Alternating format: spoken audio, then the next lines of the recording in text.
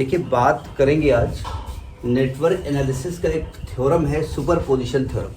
पहले इन थ्योरम का मकसद समझ लीजिए क्या है। थ्योरम तो बात की बात है, ठीक है। देखिए हम नेटवर्क एनालिसिस का मतलब क्या होता है, आपने क्लास 10th में एक सर्किट पढ़ा होगा कि उसमें रेजिस्टेंस लगा हुआ है, बैटरी लगी हुई है, ठीक है, करंट आई फ्लो हो रही है, रेजिस्टेंस आर है, तो पोटेंशियल निकाला वी और आई आर, पढ़ा है ना। थोड़ा टफ सर्किट बना, कॉम्प्लेक्स कहते हैं उसको, तो हमने वहाँ पर वो किरचॉफ्स लॉ लगा दिया। लेकिन कभी कभी क्या होता है, किरचॉफ्स लॉ थोड़ा टफ लगता है, तो कुछ थ्योरम्स दी उस साइंटिस्ट ने, तो उनमें से एक है सुपरपोजिशन थ्योरम, ठीक है। बहुत ध्यान समझिएगा, थोड़ी कहानी लिखिए, हेडिंग डालिए the superposition theorem, the superposition theorem. पहले हम ये बताएंगे कि भाई ऐसा है कि इस थ्योरम का यूज़ क्यों मतलब इसको लाया गया, रीज़न क्या था। किसी भी सर्किट में जो लीनियर सर्किट होता है, लीनियर मतलब उसमें एक सर्किट है, उसमें रेजिस्टेंस है, इंडक्टेंस है, कैपेसिटेंस है, बैटरी है, ठीक है, तो उसका पोटेंशियल डिफरेंस निकालना है, या किसी लोड में कितना करंट जा रहा है वो निकालना है, तो उसके लिए ओम्स लॉ का इस्तेमाल हम करते थे। थोड़ा टफ पड़ा तो हमने किरचॉफ्स लगाना शुरू कर दिया। तो कभी कभी किरचॉफ्स लॉ हम नहीं लगा पाते और ये टफ पड़ता है उसको निकालने में, तो उसमें इन थ्योरम का यूज़ किया जाता है। तो लिखिए जरा कहानी। The linear network or circuits, the linear network or circuits can be analyzed by using Ohm's law and complex network by Kirchhoff's law। मतलब अगर एक लीनियर नेटवर्क है, एक सिंपल सा एक रेजिस्टेंस है, एक बैटरी है, तो हम पोटेंशियल निकालते हैं वी और आई आर, ठीक है। थोड़ा कॉम्प्लेक्स है, कॉम्प्लेक्स मतलब टफ है थोड़ा सा, कि बहुत सारी तरफ से करंट आ रही है, तो हम यूज़ करते हैं किसका नियम, Kirchhoff's law. But when the network is complex, then the process becomes lengthy. The process of calculation of current, then the process of calculation of the current, voltage, etc. becomes lengthy.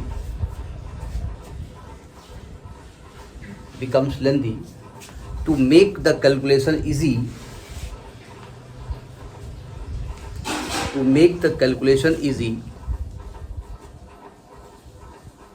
a number of network theorems have been formulated. The number of network theorems have been to make the calculation easy.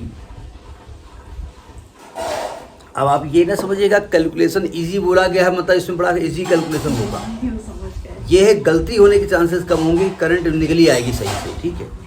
To make the calculation easy, a number of network theorem have been formulated. The superposition theorem is one of them. उनमें से एक theorem है superposition theorem. अब इस theory में एक खास बात, थोड़ा हिलाइएगा कम, मैं अब एक आध दिन और फिर इसके बाद कोई दिक्कत नहीं।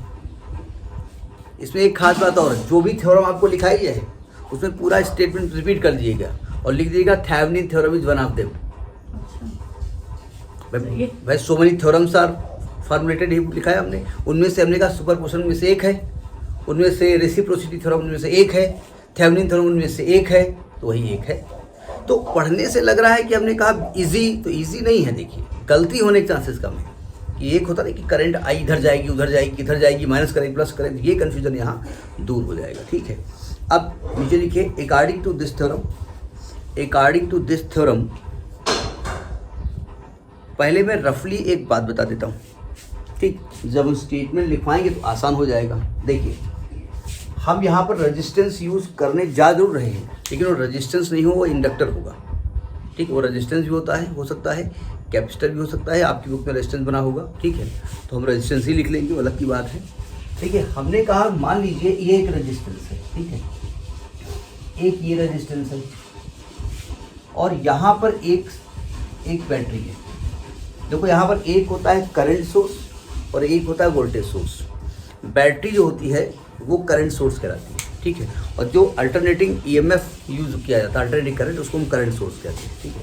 अभी बनाइएगा नहीं, डायग्राम भी हम समझाने के लिए बना रहे हैं। और एक बैटरी ये है, ठीक। एक बात, खास बात समझ लीजिएगा, यहाँ इस थ्योरम पहली खासियत ये है कि दो आपके पास सोर्स होने चाहिए, दो या दो से अधिक सोर्स होने चाहिए, तभी ये अप्लाई होगी पहली चीज़, ठीक है।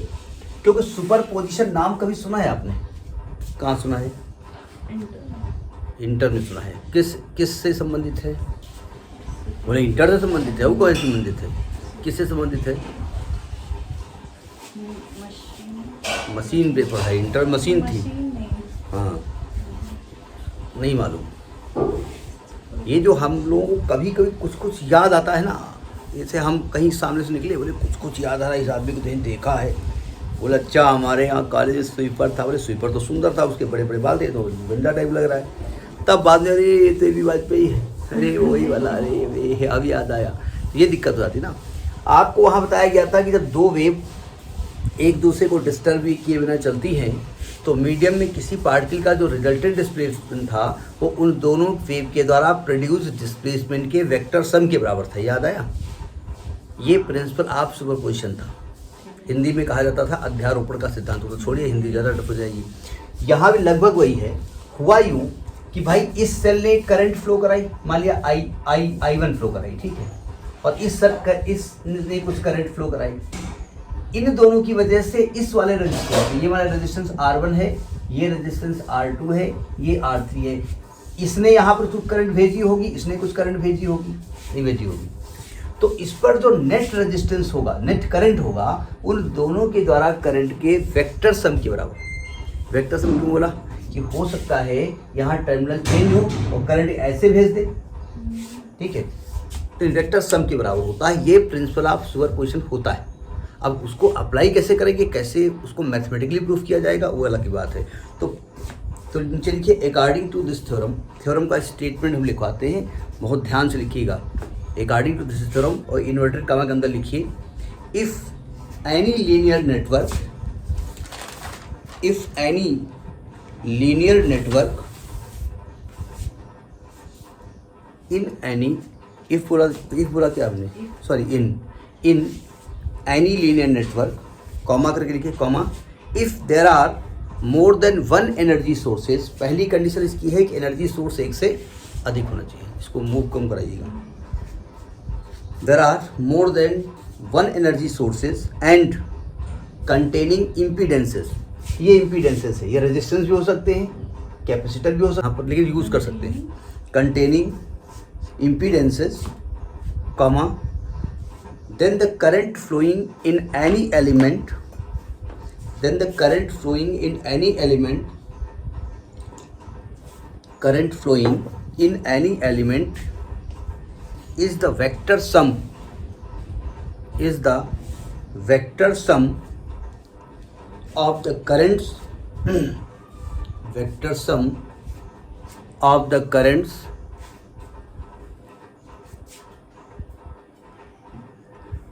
vector sum of the currents that are separately caused to flow in that element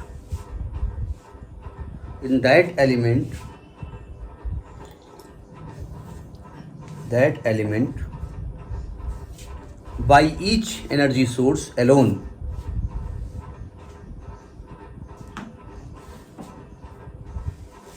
each energy source alone, when all other sources turn off, when all other sources turn off.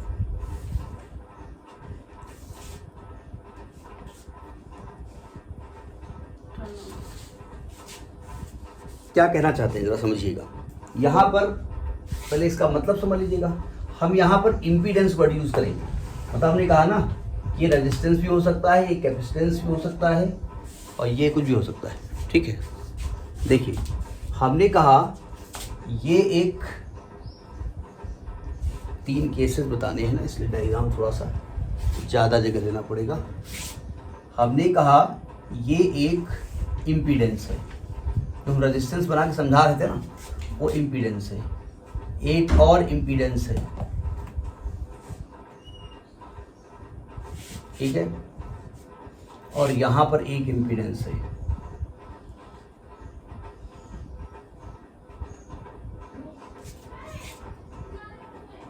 यहाँ पर एक current source है, यहाँ पर एक current source है, ये current source है। डायग्राम समझ में आया? ठीक है। अब यहाँ पर हम फिलहाल करंट शो नहीं कर रहे हैं, इसका EMF E1 है, ये करंट ऐसे फ्लो करा रहा होगा। इसका EMF E2 है, ये करंट फ्लो करा रहा होगा। अब दोनों फ्लो करा रहे हैं, ठीक है। इसका इम्पीडेंस Z1 है, इसका इम्पीडेंस Z2 है, इसका इम्पीडेंस Z3 है, ठीक है। हमने माना कि ये करंट इसमें फ्लो हो रही है, मान लिया इस सर्किट में I1। तो देखिए, अगर इस सर्किट में I1 फ्लो हो रही है तो ये पूरा I1 फ्लो हो रहा होगा ना, मतलब इसने यहाँ पर करंट कितनी फ्लो कराई होगी, I1 फ्लो कराई होगी ना। और इस वाले ने फ्लो कराई इस वाले लूप में, सेकेंड लूप में I2 करंट, मतलब तो I2 इधर ही फ्लो होगी। तो नेट करंट कितनी हो जाएगी यहाँ पर, I1 प्लस I2, ठीक है। तो नेट करंट इन Z3 अगर निकालेंगे, नेट करंट इन Z3, ये हमने फिलहाल I मान लिया, I is equal to I2 plus I3। समझ में बात आई? अभी नहीं समझ में आई, अभी टर्न ऑफ वर्ड यूज किया गया है ना। अब ये समझ में आ गया? अब जरा देखिएगा, बोले अब अगर कहते हैं मान लीजिए हम इसमें से एक टर्न ऑफ कर दें, टर्न ऑफ मतलब इसको ऑफ कर दें। ऑफ करने का तरीका देखिए कैसे होता है। पहले में क्या करेंगे, E2 को टर्न ऑफ करेंगे। फर्स्ट केस ले रहे हैं, ये तो ये फर्स्ट केस हो गया, फर्स्ट केस हो गया। सेकेंड केस हो गया कि E2 is turn of, turn off, इसको टर्न ऑफ कर दिया। कैसे टर्न ऑफ किया जाता है, टर्न, लिखिए अंग्रेजी थोड़ी सही लिखिए, टर्न ऑफ। कैसे टर्न ऑफ किया जाता है, देखिए हम एक तरीके से इस टर्मिनल्स को, इस बैटरी को हटा देते हैं यहाँ से, ठीक है। इस बैटरी को यहाँ से हटा दिया जाता है और इस तार को ऐसे जोड़ दिया जाता है, ठीक है। इसको कहा जाता है शॉर्ट सर्किट। क्या कहा जाता है, ये ऐसे बना देते हैं, यानी हमने इसको शॉर्ट सर्किट कर दिया, शॉर्ट सर्किट कर दिया, ठीक। भैया इस बैटरी को हटा दिया यहाँ से, हटाने पर क्या करोगे, तार कहाँ ले जाओगे, तार को आप जोड़ दोगे ना, उसी को शॉर्ट सर्किट कहा जाता है, ठीक है। जब दो टर्मिनल्स को हटा दीजिए, मतलब ये दो टर्मिनल है, एक तार इधर से एंट्री करा, इधर से करंट निकल रही है, हमने दोनों को हटा दिया और तार को आपस में ऐसे डायरेक्ट जोड़ दिया, तो इसको शॉर्ट सर्किट कहा जाता है, मतलब फिजिक्स की भाषा में। अब जब आप E2 को टर्न ऑफ करेंगे तो क्या करंट सेम फ्लो होगी, करंट सेम फ्लो होगी, नहीं फ्लो होगी ना, तो करंट चेंज हो जाएगी ना। करंट कैसे हो जाएगी, अब हो सकता है, अब कौन ऑपरेट है सर्किट में, E1 ऑपरेट केवल ना, मतलब E2 को आपने टर्न ऑफ कर दिया तो सर्किट में कौन सा बैटरी लगी हुई है, E1 लगी है ना। तो इस कंडीशन में मान लीजिए ये करंट I1 डैश फ्लो हो रही है और यहाँ पर मान लेते हैं I2 डैश फ्लो हो रही है।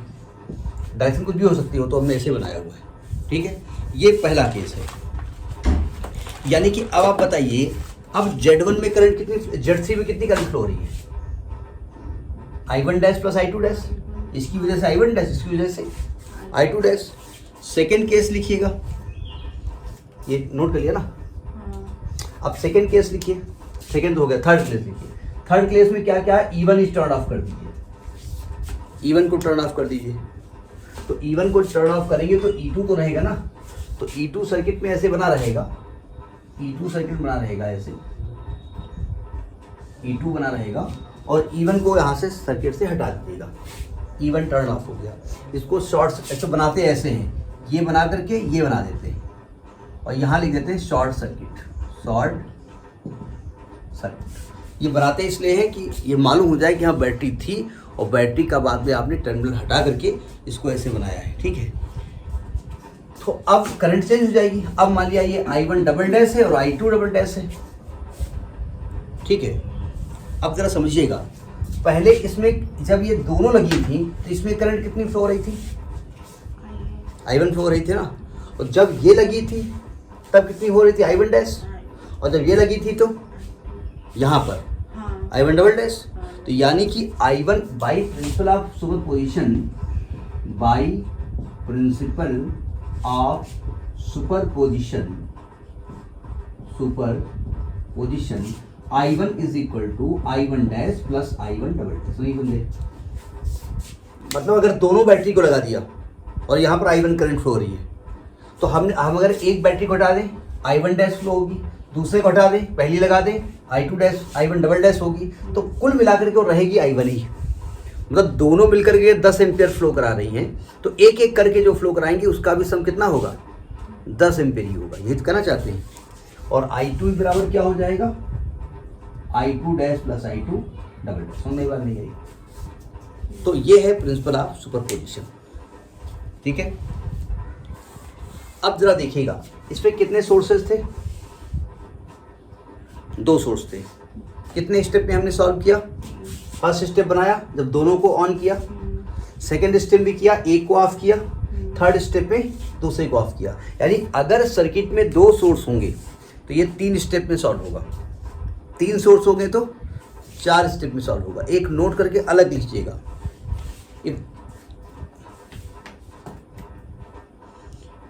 अच्छा, मन में नोट कर लीजिएगा। पहली कंडीशन ये है कि ये थ्योरम तभी अप्लाई होगी जबकि एक तो लिखा होगा कि बाय प्रिंसिपल ऑफ सुपरपोजिशन लगाइए, या वैसे तभी अप्लाई होगी जब सर्किट में कम से कम 2 या 2 से अधिक सोर्सेज होने चाहिए। ठीक है, जितने सोर्सेज होंगे उसको उससे एक स्टेप ज़्यादा में आप सॉल्व करेंगे। ठीक है, अब मैं एक एग्जांपल लेता हूं और उसको सॉल्व करने की कोशिश करता हूं। बहुत ध्यान समझिएगा। एग्जांपल हमने जो थ्योरी लिखाई ना कि it makes the calculation easy, वो क्यों लिखवा दिया गया है? इजी नहीं है लेकिन टफ भी नहीं है। मतलब उसमें ये पक्का है कि फार्मूला मालूम है तो गलती नहीं होगी। ठीक, अब जरा एक एग्जांपल लेते हैं।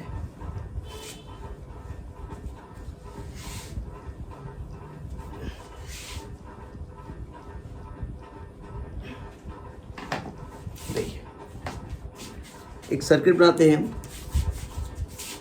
ये एक सर्किट है, कुछ तो सर्क्यूट पढ़ते हैं, वो हो सकता है वो भी अंग्रेजी होती हो। सर्क्यूट अब पढ़ते हैं तो पढ़ते हैं, बहुत लोग हमने देखा पढ़ते हैं। पढ़ता कौन है? अब पढ़ने वाले पढ़ते हैं तो हम बता रहे हैं। ये एक सर्किट है और ये हमने ये बैटरी लगाई है। हमने इम्पीडेंस बोला था ना, तो इम्पीडेंस का मतलब ये आपका रेजिस्टेंस हो सकता है, इंडक्टर भी हो सकता है। 10 ओम, 20 ओम और 30 ओम। ये 10 ओम है, ये 20 ओम है, ये 30 ओम है, और ये 50 वोल्ट की बैटरी है, 50 वोल्ट की बैटरी है, और ये 20 वोल्ट की बैटरी है। और इसमें करंट आपको निकालनी है आई। ठीक है, तो एक एग्जांपल बनाइए इस डायग्राम को, एग्जांपल लिखिए जरा। Find the current in 30 ohm resistance, find current in the 30 ohm register by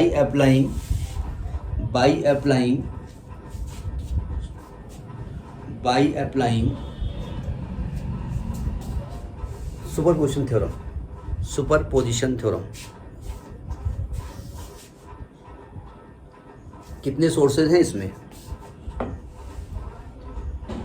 गिनना पड़ रहा है। नहीं, 2 हैं। तो अगर हमने कहा जितने सोर्सेज होंगे उससे एक ज़्यादा स्टेप में सॉल्व होना है, तो हम पहले स्टेप 1 लेते हैं। ठीक है, तो पहले लिखेंगे स्टेप 1।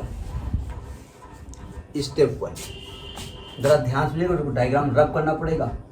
स्टेप 1 क्या स्टेप 1 में करेंगे? इनमें से एक सोर्स को हम डीएक्टिवेट करेंगे। ठीक, वी डीएक्टिवेट या टर्न ऑफ कह सकते हैं।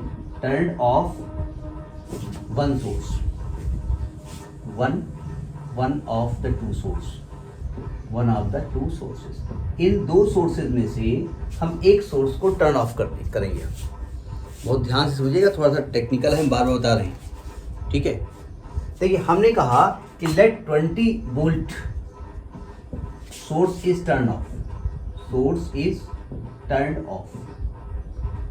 हमने कहा मान लेते हैं कि 20 वोल्ट का जो सोर्स है वो टर्न ऑफ हो गया। कैसे टर्न ऑफ करेंगे आप? बैटरी को चूतिया बना दीजिएगा, बैटरी रखी रहे, इधर देखिए, और यहाँ से तार उठाइए और यहाँ जोड़ दीजिए, बैटरी काम खत्म। इसी को कहा जाता है शॉर्ट सर्किट होना। ठीक है, तो हम क्या करेंगे, 20 वोल्ट का यहाँ से बैटरी हटा देंगे और ये हम तार जोड़ देंगे। अब 20 वोल्ट लगी थी, ये कैसे मालूम हो? तो यहाँ 2 टर्मिनल दिखा दीजिए और यहाँ लिख दीजिएगा शॉर्ट सर्किट। क्या लिखेंगे? Short circuit. हमने यहाँ पर शॉर्ट सर्किट कर दिया। अब जरा समझिए कैसे लगाया जाता है। अब आपके पास अप्लाई कितना है? 50 वोल्ट। सावधान, बहुत ध्यान से देखिए, न्यूमेरिकल है ये, बाद में अपना बनाइए जो बनाना। देखो ध्यान से, हमें आई करंट निकालनी है, लेकिन अभी अब तो आई आएगा ना, इसमें चेंज हो जाएगा ना। अब देखो, इस बैटरी ने करंट फ्लो कराई, ये टोटल करंट मान लिया ये IT फ्लो हो रही है, टोटल करंट। ठीक, इस रेजिस्टेंस का नाम दे दो, तो बनाइएगा बाद में। ये R1 है और ये R2 है, ये R3 है, ये R2 है और ये R3 है। ये जब IT करंट, टोटल करंट की वजह से IT यूज हम कर रहे हैं, क्योंकि बहुत सारे I1 I2 I3 यूज कर रहे हैं ना। तो जब यहाँ पर करंट आएगी तो 2 भागों में ब्रेक हो जानी है, जाएगी तो इधर भी ना। तो हमने मान लिया कि यहाँ पर करंट I1 फ्लो होने लगी, यहाँ पर करंट I1 हो गई और यहाँ पर करंट I2 हो गई। ठीक, और ये I2 इधर आएगी, I1 इधर आएगी, दोनों मिलकर फिर यहाँ पर IT हो जाएगा। सर्किट समझ में नहीं आया? ये IT इधर जा रहा है, यहाँ ब्रेक नहीं होगा, 2 भागों में ब्रेक, तो 2 भागों में ब्रेक हो जाएगा ना। इधर I1 हो गया, इधर I2 हो गया। अब I2 होते होते होते यहाँ पर आएगा और I1 यहाँ पहुँचेगा, दोनों यहाँ पे मिलेंगे, जंक्शन रूल लगेगा, फिर IT फ्लो होना शुरू हो जाएगी। ठीक है, तो इसमें आपको रेजिस्टेंस निकालना है ना, सॉरी करंट निकालनी है ना, तो मुझे I1 निकालना पड़ेगा। तो I1 निकालने के लिए सबसे पहले तो आप सर्किट में टोटल करंट निकालना पड़ेगा, और टोटल करंट निकालने के लिए क्योंकि एक बैटरी लगी हुई है, एक सेल लगी हुई है, तो टोटल करंट निकालने के लिए टोटल रेजिस्टेंस चाहिए आपको। अब टोटल रेजिस्टेंस पे आपको साफ साफ दिख रहा है, ये दोनों काहे में है? पैरेलल में है, करंट ब्रेक हुई है ना। तो R2 and R3 काहे में है? पैरेलल सीरीज का कांसेप्ट आता है आपको? पैरेलल कब होता है? जब करंट ब्रेक होती है, यहाँ से करंट ब्रेक नहीं हो रही है। हाँ, ठीक। तो R2 and R3 are in parallel, are in parallel, तो इनका इक्विवेलेंट निकालना पड़ेगा ना। हमने मान लिया let R4 be the equivalent resistance, equivalent of R2 and R3। तो R4 कैसे निकाला जाएगा? R4 is equal to R2 into R3 upon R2 plus R3। ये बताना कहाँ से आएगी? ये 1 अपान R वाले फार्मूले में एलसीएम लेके डायरेक्ट लिखा गया है। ठीक है, अब R2 बोले तो 30 इंटू R3 बोले तो 20 अपान 50, 0 0 कट गया, तो 5 6 का 30, 6 दूनी 12, यानी 12 ओम हो गया। ठीक है, देखिए ध्यान से, अब ये दोनों सिंगल तार हो गए ना, इनका रेजिस्टेंस कितना हो गया? 12 ओम, और इसके साथ ये सीरीज में है, यानी R1 और R4, R1 and R4 are in parallel, are in parallel, क्या लिख रहा हूं? Series, are in series. तो इनका इक्विवेलेंट हमने मान लिया R be its equivalent, equivalent resistance, इनका इक्विवेलेंट रेजिस्टेंस हमने आर मान लिया। तो आर इज इक्वल टू क्या हो जाएगा? R1 प्लस R4, R1 बोले तो 10, R4 बोले तो 22, 12, यानी कुल आ गया 22 ओम। तो इस सर्किट का टोटल रेजिस्टेंस कितना आ गया? 22 ओम आ गया। नोट करिए।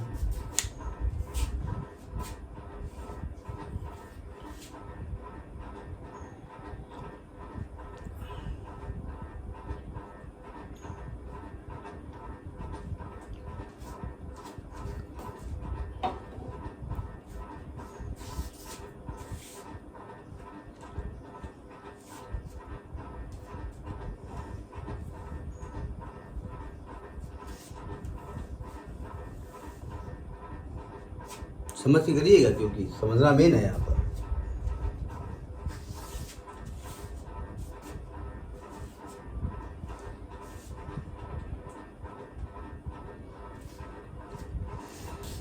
इसमें स्टॉप करने का कुछ पॉज करने का कोई तरीका नहीं है। कोई ऐप डाउनलोड करो, अब ये हुआ कि हमने कहा इसको चलने दो, अब जब वीडियो एडिट करेंगे तब इस पार्ट को कट करेंगे। क्या करेंगे, अच्छा बार बार मान लीजिए स्टॉप करेंगे तो वीडियो बंद हो जाएगा, फिर जोड़ें वीडियो को हम उठा करके, तो जोड़ने में ऑर्डर ध्यान रखेंगे, नंबर 1 पे कौन चलेगा, नंबर 2 पे कौन चलेगा। अब देखिएगा ध्यान से, ये स्टेप 1 चल हो रहा है, इससे तो किताब ज़्यादा आसान थे। अब देखिए टोटल रेजिस्टेंस कितना आ गया 22 ओम, और टोटल वोल्टेज कितना है 50 वोल्ट। तो टोटल करंट हमने मान लिया IT है, टोटल जो करंट है वो IT है। तो V बराबर IR होता है, V बराबर IR होता है ना, तो IT बराबर क्या हो जाएगा V/R। V बोले तो 50 वोल्ट, R बोले तो 22, यानी कि 25/11 एम्पियर। यानी इस सर्किट में टोटल करंट जो है वो 25/11 एम्पियर फ्लो हो रही है। टोटल करंट की बात हो रही है। हमको करंट निकालना किस में है, हमको करंट निकालना किस में है, डायग्राम को ध्यान से देख ले रहे हैं, क्या पूछा गया है आपसे, किसमें निकालना है आपको। भाई अगर हवा में आप पढ़ते रहेंगे समझ में थोड़ी आएगा, इसमें करंट निकालना है ना। और इसमें करंट कितनी फ्लो हो रही है फिलहाल I1, तो हमको I1 निकालना है ना। तो यहाँ पर करंट आके दो भागों में डिवाइड हो गई है, तो यहाँ पर करंट डिवीजन रूल लगाना पड़ेगा। तो करंट डिवीजन रूल हमने उस दिन प्रूफ कराया था, ठीक है। तो by current division rule, by current division rule, current division rule क्या हमने बताया था, इसमें आपको I1 निकालना है ना। क्या था, resistance of the opposite branch, resistance of opposite branch, opposite branch upon resistance of opposite branch, opposite branch plus resistance of current branch, current branch into total current, total current. हमने proof कराया इसको, अगर आपको याद हो तो एक बार पीछे पलट के देख लीजिएगा। पीछे मतलब पीछे नहीं, खिड़की की तरफ, अब याद तो नहीं आ गया। तो देखिए जब टोटल करंट ये फ्लो हुई तो जहाँ करंट ब्रेक हुई थी ये अपोजिट ब्रांच थी ना, तो अपोजिट ब्रांच का रेजिस्टेंस कितना है R3 अपान अपोजिट R3 है, और करंट ब्रांच क्या है R2, और इनटू टोटल करंट कितनी है IT। R3 कितना है आपका 20 अपान 20 + 30 50, और टोटल करंट कितनी निकाली आपने 25/11, 0 0 कट गया 55 5 में 10, 10/11 एम्पियर। यानी कि जब हम इस सेल को ऑन करते हैं तो यहाँ पर 10/11 एम्पियर की करंट फ्लो होती है। ये पहला केस हुआ जाता है, ठीक, नोट करिए।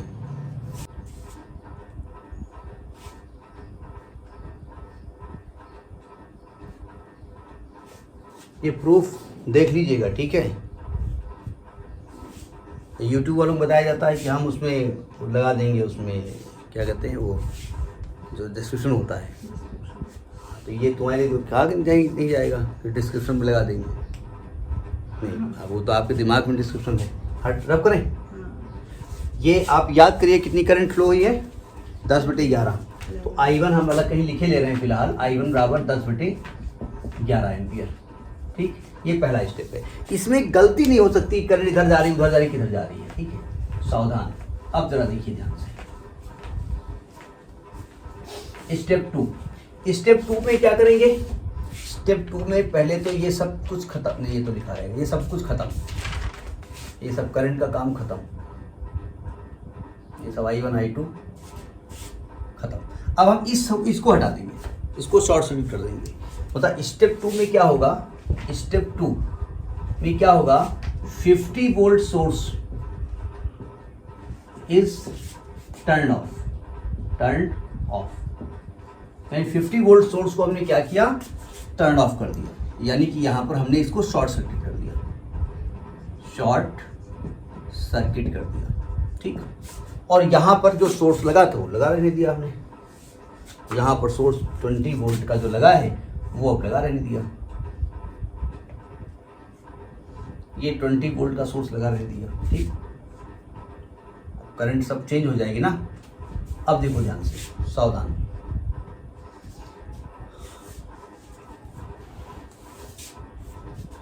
अब क्या होगा, इधर देखिए, इसने करंट फ्लो कराई, टोटल करंट IT,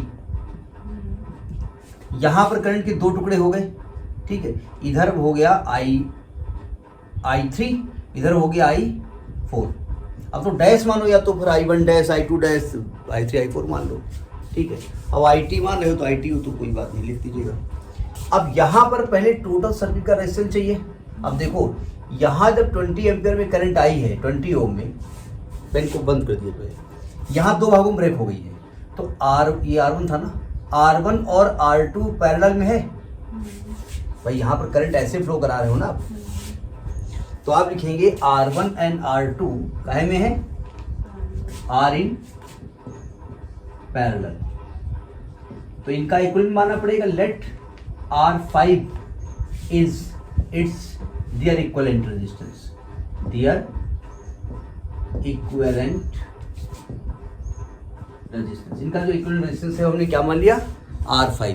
तो R5 कैसे निकालेंगे, R5 is equal to R1 into R2 upon R1 plus R2। मालूम कहाँ से आया है ना, आपने 10th लेवल से पढ़ा है, 1 upon R5 is equal to 1 upon R1 plus 1 upon R2, यहाँ से एलसीएम लिया गया है, वहाँ से R5 निकाला गया है। तो ग्रेजुएशन में मान लिया जाता है कि स्टूडेंट इतना तो गंदा नहीं है ये चीज़ ना आती हो, होते हैं वैसे, कोई बहुत बड़ी बात नहीं। ठीक है, लाइब्रेरी में जाएंगे, आगे वाले लड़के ने मांगा बुक ऑप्टिक्स के दे दो, पीछे वाला कहेगा ऑप्टिक्स के दे दो। अब उनकी आईडी देख रहे हैं, वहाँ की लाइब्रेरी ने कहा कि ऑप्टिक्स तो आपके यहाँ चलती नहीं, बोले अच्छा जो चलती वही दे दो। उनको ये खुद नहीं मालूम कि बुक कौन सी चलती है। तो ये स्थितियाँ बड़ी दयनीय हैं। R1 कितना है 10 इंटू R2 कितना है 30 अपान 40, ये कट गया, 2 3 4 2 5 10, यानी 15/2 ओम, ये रेजिस्टेंस आ गया। अच्छा, इस 15/2 ओम यानी इसके साथ ये वाला काहे में, सीरीज में, यानी R5 and R1 R3 are in series.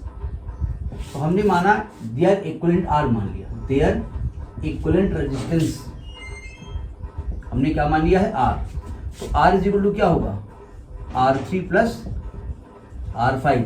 R3 कितना है 20 ओम और ये है 15/2, कितना आएगा 15 दूनी 30, 45/2, 45 क्या क्या बता रहे हो, 20 दूनी 40, 55/2। देखो टोटल सर्किट का रेजिस्टेंस कितना आ गया 55/2 और टोटल का पोटेंशियल कितना है 20 वोल्ट। तो अगर टोटल करंट हम IT निकालें तो IT बराबर V अपान R हो जाएगा। तो V हो गया 20 वोल्ट और R हो गया 55 इंटू 2 ऊपर जाएगा, 5 से काट दो, 5 चौको 20, 11 55, 8/11 एम्पियर, यानी जो टोटल करंट निकली है वो 8/11 एम्पियर फ्लो हो रही है। ठीक है, अब डेसिमल में निकाल सकते हो, लेकिन हम सबसे लास्ट में आंसर निकालेंगे तब उसको अप्रॉक्सीमेट करेंगे, अदरवाइज राउंड अप करना पड़ेगा ना। यानी टोटल करंट कितनी आ गई 8/11 एम्पियर। आपको तो ये करंट निकाली है ना, इस सेल को जो आपने ऑन किया था तो कितनी करंट इसमें फ्लो कराई है अपने I3, तो I3 निकालना है ना। तो हम यहाँ पर करंट डिवीजन रूल लगाएंगे। फॉर करंट I3 के लिए आपको क्या करना पड़ेगा, करंट डिवाइड हुई है ना, मतलब अब आप कहेंगे हर जगह करंट डिवीजन रूल लगा दें, जी नहीं भाई, आप वहाँ लगाओ जहाँ करंट डिवाइड हुई हो।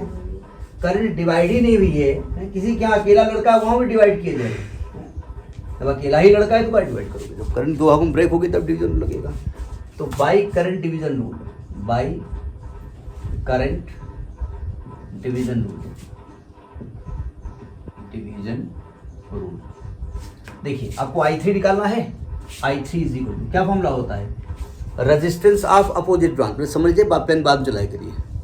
अपोजिट ब्रांच इसके लिए कौन सी होगी, ये वाली होगी। ये तो टोटल करंट फ्लो हो रही है ना, यहाँ बटा है ना, यानी R1 upon resistance of opposite branch plus resistance of current branch into total current, ये फॉर्मूला है। कि प्रूफ भी आपने किया है, ठीक है। तो ये इंटर में प्रूफ नहीं कराया गया है, इंटर में फार्मूला भी नहीं बताया जाता। 90 जो जेई की तैयारी करते हैं उनको मालूम है, ठीक है। नहीं, जो जेई की किताबें खरीदते हैं उनकी बात नहीं कर रहा हूँ। कहना हमारा दोस्त वहाँ अमेरिका में, कहना अमेरिका में पापा हाँ IIT किताबें ले आना, सिंगेज की ले आना, RD शर्मा भी ले आना और थॉमस कैलकुलस भी ले आना। अब पापा ले आए 5000 किताबें, थॉमस कैलकुलस कल, सिंगेज परसों, कल हुआ तो कल, उनकी बात मैं नहीं कर रहा हूँ।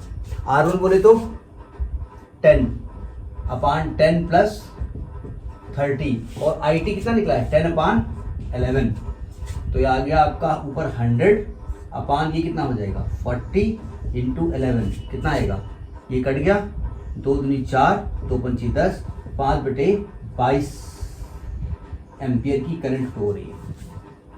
5/22 एम्पियर, देखते जाइए सही आ रही है। 1 मिनट रुकिए जरा। IT ये कहाँ से लिख दिया हमने, ये कहाँ से आ गया? अरे वो तो पहले वाले केस का था, कहाँ हो तुम, देख कहाँ रही हो।